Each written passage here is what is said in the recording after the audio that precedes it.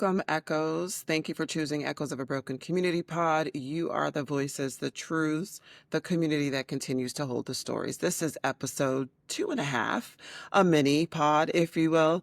This episode is all about friendship and the weight and wonder of friendship. This is more like a pause, a check-in, a reflection on something that we don't talk about nearly enough with the openness that we should. And friendships are like any other relationship, familial relationships, spousal relationships. This is something I believe we should talk more about, and we're missing the mark somewhere. And this mini pod basically is going to just reflect on my own personal thoughts on friendship.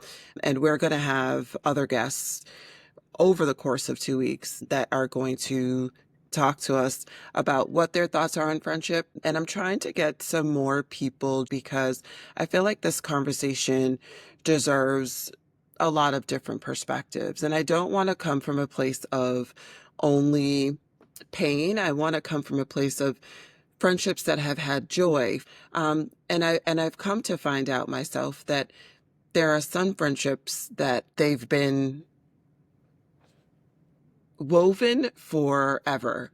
And at this point, just wanting to understand more about where that immediate connection comes from and how we build friendships and how we continue to work at those friendships. So friendship is complex. It's beautiful. It could be heartbreaking. And sometimes, honestly, it could be a holy experience, especially for us as Black women. I want to start by saying not all friendships are built the same, and I know that, right? There are seasonal friendships, there are soul deep friendships, and others are built through fire. Sometimes you're not really in a position to connect with an individual, but through a specific situation, a beautiful friendship was forged. Others are just friendships that are just pure laughter and pure joy.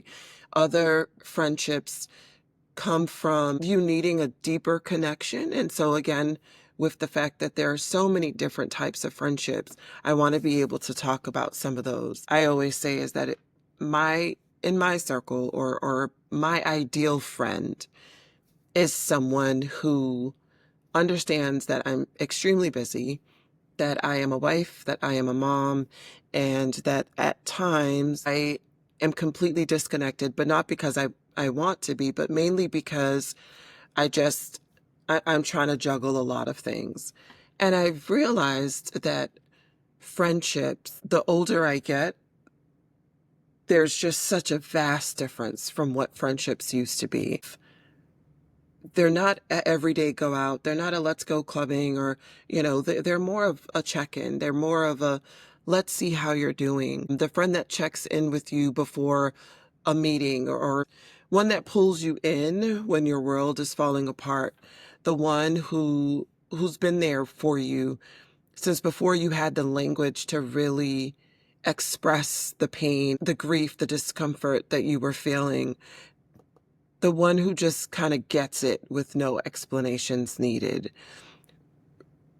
I guess what I'm trying to say is that real friendship is not based on frequency anymore for me anyway. And I would love to hear your thoughts on this as well. But friendships are not based on are we together every minute of the day.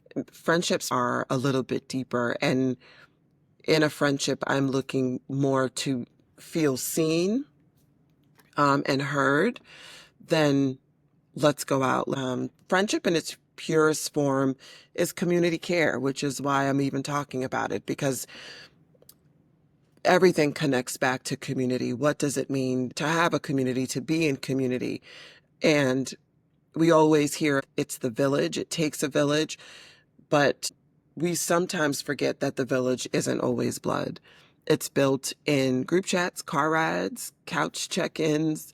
Friendship is a huge part of the Black survival story. Without each other, without friends, we probably wouldn't be able to survive.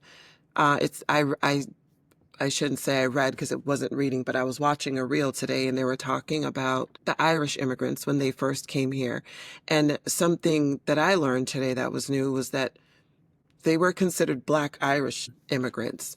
And they were the poorest of the poor, but they were still not as poor as Black people. But it was the Black community that opened their arms to Irish immigrants. It was the Black community that pulled in the Irish community and took them on as their own, became friends, and grew a community within the immigrant community. And it goes on to talk about how Irish now considers and classifies themselves as white, and Black people can never, no matter what, there will always be honorary white people, and we've seen that with Irish, Italian, Eastern European, but we can never be white or even honorary.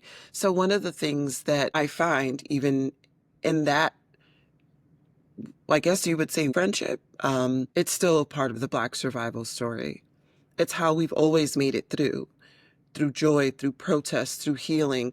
We've leaned on one another in ways the world may never, ever document. And if they do, we learn it decades later, like I'm learning about the Black Irish community now. But we know that our grandmothers knew. Part of the deaconesses in church is to build that sisterhood. So you've got a circle, a few trusted ones, a single soul that holds space for you. That's your village, and we need to honor that. So quickly, let's get into what happens when life changes. Marriage changes friendships. Friends that I've had prior to getting married, we're no longer friends. I don't know if I can attribute that to just marriage, but I do know that that was the weight on certain situations, because marriage takes up a different amount of time, and now you have someone that you're beholden to, that you need to make sure to clear plans with, and it's just not the same. It's not, hey, what's up, let's go out, right? It's more so, let me have this conversation with my significant other and make sure that it matches all of our schedules, and adding that is motherhood, because motherhood changes friendships as well. And I believe that, you go through a grief, a growth, certain trauma that actually shake the table of what friendships look like. I've lost friends not because I didn't love them or because I don't believe that they didn't love me. I think it's just a life shift. Priorities shifted, energy shifted. And sometimes you just outgrow what no longer feeds you, what no longer serves you. But the main point that I want to make is that no one prepares you for that shift. We talk about breakups in love, but not in friendship. And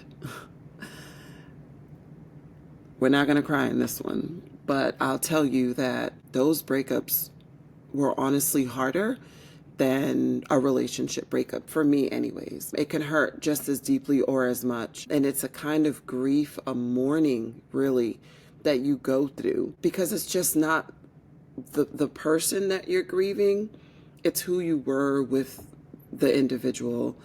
And you miss that. You miss the conversations, you miss the rapport, the connection that you have with them. And every friendship is different. So when you're missing this core piece of what makes the full puzzle, it's difficult. And if you've been through that, I just want to stop and say, I see you. I know how hard it is to heal from that, and be gentle with yourself. You're not being petty, which I have learned.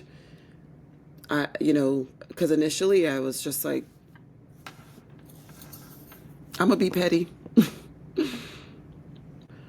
And after doing some soul searching and doing research, because I love to research, and reading all the things, I realized I wasn't being petty. I was actually in one of the stages of grief, of anger, and I took it personal, which we all should. But then there's a time to really dissect it and to really understand what truly occurred in that friendship, just like you should with any relationship. And I realized that, as always, there's three parts to any story, each side, and then what the truth really is. And sometimes that can get skewed based off of our own perception of things when we are reflecting, because there are times where you're not truly understanding the other person's side, and that's just really a perspective thing, and that's okay. It has helped me heal, and it has helped me understand that I don't hate the other individual. As a matter of fact, the reason why I'm going through such a grieving process is because I actually do love them, and in that, I'm allowing myself to grieve the whole relationship. And that just brings me to the point that we don't talk enough about how losing a friend mirrors death. And you grieve the connection, you grieve the texts that stop coming in, the phone calls, or the snickering or silent, comments that you can do with your eyes. You miss the inside jokes, the history. It's like a funeral, and it's devastating. And it's okay to sit with those feelings, and it's okay to sit with those emotions. Here's what I've learned. Not every ending is failure. Some friendships complete their assignment. And some, they come back when you're both ready. And some may never come back. And that's fine. That's okay. But here's my thought on a specific point, specifically for Black women and friendships amongst us. They should look different. They shouldn't look like every other friendship. We know that we're carrying more. We know that we're facing more. We're surviving more, and yet we're often taught to compete with each other and not connect. We're taught to distrust each other, to be strong and never soft with each other. And I believe that is part of the issue amongst Black women friendships. There can never be true sisterhood unless we learn to unlearn some of the things that we've been taught through societal norms, and we have to relearn how to love each other gently. One of the things that I said in the second episode, hopefully I can upload that soon. We are having technical issues with some of the audio, but one of the things I said is that if we are able to hold each other's stories, the nuances in those stories, it would be so much easier for us to hold each other and see each other in a different way, a different light, to be gentler with each other. We often have a tendency to only be gentle when someone is sick, when someone isn't, doing their best. And even then, a lot of times we're really just being nosy for the most part. And we need to get back to that gentler time where we actually cared about how we were doing. Stop ghosting, stop gossiping, stop discrediting, stop looking at each other sideways for absolutely no reason sometimes. Sometimes you don't even know the person, and they're just like, and what did I do to you? That's the first thing that usually crosses our minds. So we need to start having hard conversations. We need to start calling each other in and stop calling each other out. We have this whole thing about accountability, and accountability isn't yelling at somebody, isn't cussing somebody out, isn't always getting on them, right? Accountability is just helping the other person get to a place where they are holding themselves to account for their actions, their behaviors, what they say, making sure that not only the other party, but the individual who's holding you accountable, or who says they're holding you accountable, is also taking into account their actions and their behaviors. And I think that we forget that when we're trying to hold somebody accountable. So again, let's call each other in. Let's not continue to call each other out. Don't let silence grow. This is the same in any relationship. This part of my thoughts and advice is Don't let silence grow between you. The same way they say that you shouldn't let silence grow between you and your significant other, you should not let silence grow between you and a friend, because it's the same toxicity that eats away at that relationship. It's easy to just say, "What's up? I missed you," even though that's hard for you, because there are some individuals like myself. It's hard for me to miss people. I'm more of an object permanence type of individual, and it's, if you're not like right in front of me, it, I don't know. It's hard for me to miss you. It's hard. Let me not say that. I do know. Going back to my childhood, when my parents divorced, one of the things that I taught myself was not to miss my family, my father, the individuals who I left behind. If you remember from the first podcast, I moved from Massachusetts to Florida and back to Massachusetts. So I left a whole host of friends and family, including my father, in Florida when my mother and I moved back to Massachusetts after the divorce. And so I basically taught myself not to miss people. But that has remained. And as much as I'm trying now to absolutely feel that emotion of what missing somebody is, as I'm trying to learn to sit with that emotion, sit with those feelings, it still doesn't come natural or easy for me. So just know, if I tell you I miss you, I really miss you because it's not something that I just willy-nilly say, because I don't have those feelings of missing someone. But tell people though, like, if you do it, don't hold it in. Just call, just text, just see someone and be like, yo, I missed you. Sometimes the other person needs that. Sometimes they need to know that you actually were thinking about them, which is another reason why these days what I've learned to do is, if you cross my mind, I'm going to send you a quick text if I can't call you, and just say, hey, thought of you, because I know that people need it, but also that's my I miss you. And so I think that it's important to immediately do so. And also just because, why did you cross my mind? I believe strongly that sometimes we cross each other's mind because we need the connection. So sometimes it's perfectly purposeful, is my thought.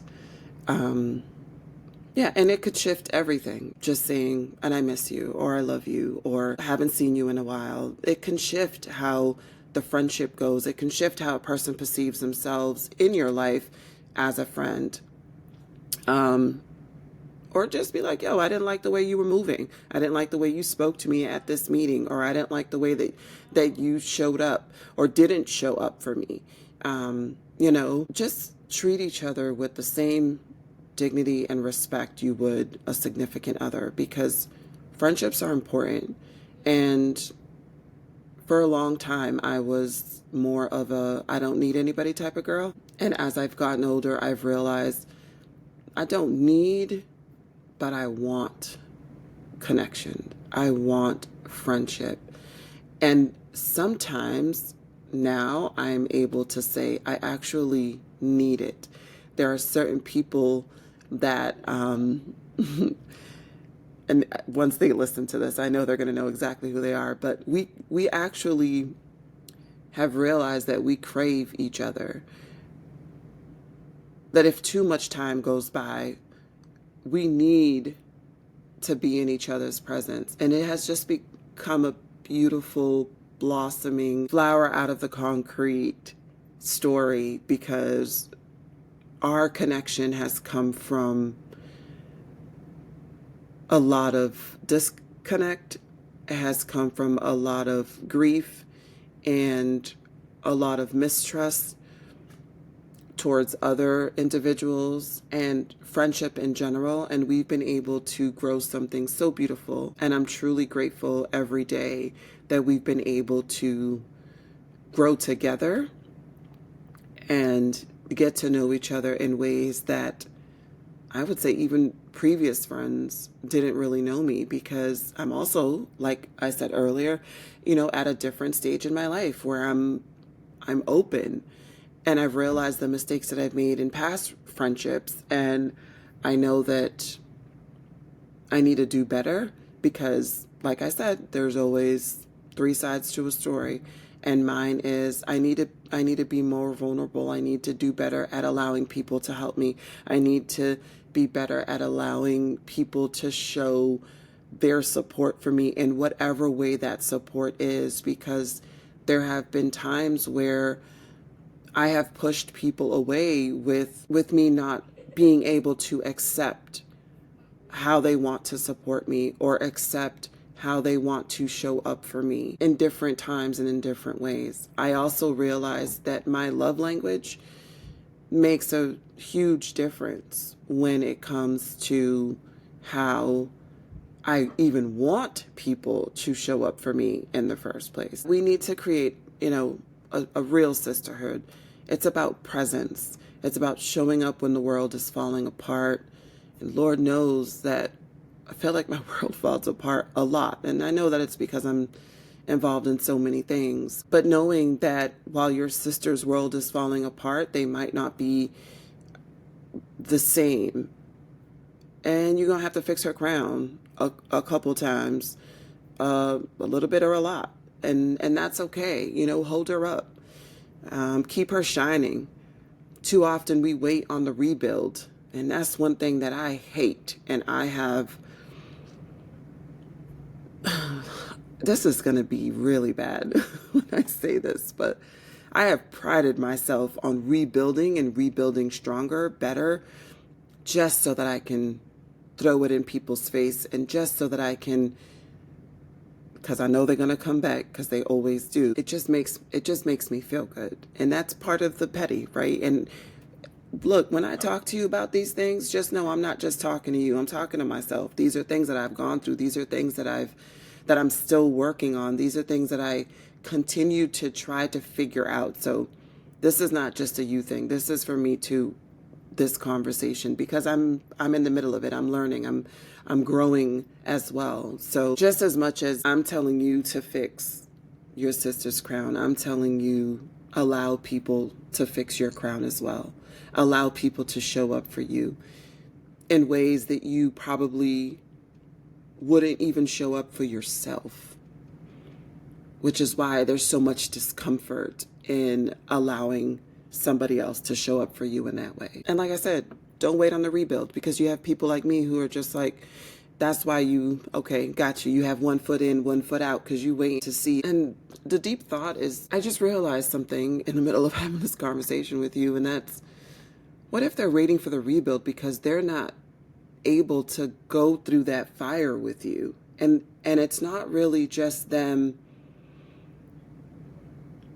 not showing up for you in that moment. Maybe they don't even know how to show up for you. All right, we're going to have to do a whole nother pod, because maybe I'll just write that down for the real, full podcast. But I'm thinking like, man, maybe they don't even know how to show up for you when you're going through the fire. All right, this one's going to be deep, y'all. Anyway, where was I? I don't know. Just support isn't performative. Be there for your friends, for your sisters. Be there for everyone, but mainly for the people that you call friend, that you call sister. It's a deep word. Which is why I don't use it often, But check in, hold space for each other. Sometimes just be willing to listen when your friend is breaking. So many times I just need somebody to hear me. I don't need you to fix it. Most times I already know what the solution is. I just still need somebody to listen to me while I let everything go. And so many times I don't feel comfortable letting everything go, because I'm not at the point where I trust someone so much that I want them to be able to have, or to be able to hold something over me. And I know that's part of what I'm working on. I know. I just don't trust everyone or everything, and I'm still working on that. But you need a circle. Like, that's the bottom line. We all need a circle. We need a real one. We need each other. I need a circle, and I need people around me that know my scars, that are going to hold my hand, that are going to, baby me when I need it, that are going to be tough with me when I need it, and not run away because I'm not responding in the way that they think I should respond or need to respond. Someone who's not scared to ebb and flow with how the normalcy of a friendship ebbs and flows. Someone that's gonna not get jealous at my growth. Someone that actually says I got you and actually means it, actually shows up. And if they don't show up, call, text, write, I don't know, anything. Knock on my door and say, sorry, I didn't show up, instead of just assuming I get it. Because at times I don't get it. And at times I just be like, you know what? It is what it is. And I no longer depend on you. And once I don't depend on you, I'm trying, y'all, but once I don't depend on you, I barely call, text, write, whatever it is. I just shoot the shit, and it's always very surface. And I don't really keep surface relationships long because everything I'm looking for is deep and deep rooted, and for our souls to connect in ways that I've just never looked for that connection before. And I feel like friendships is the soil we root in. It's the space where our softness should grow. So if you're holding on to grief from a friendship, as I am, from a loss,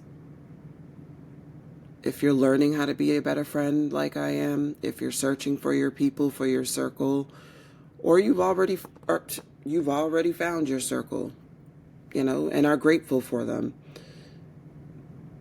This 1, 2, 3 other episodes, they're for you because friendship is sacred and we deserve to treat it like the miracle it is.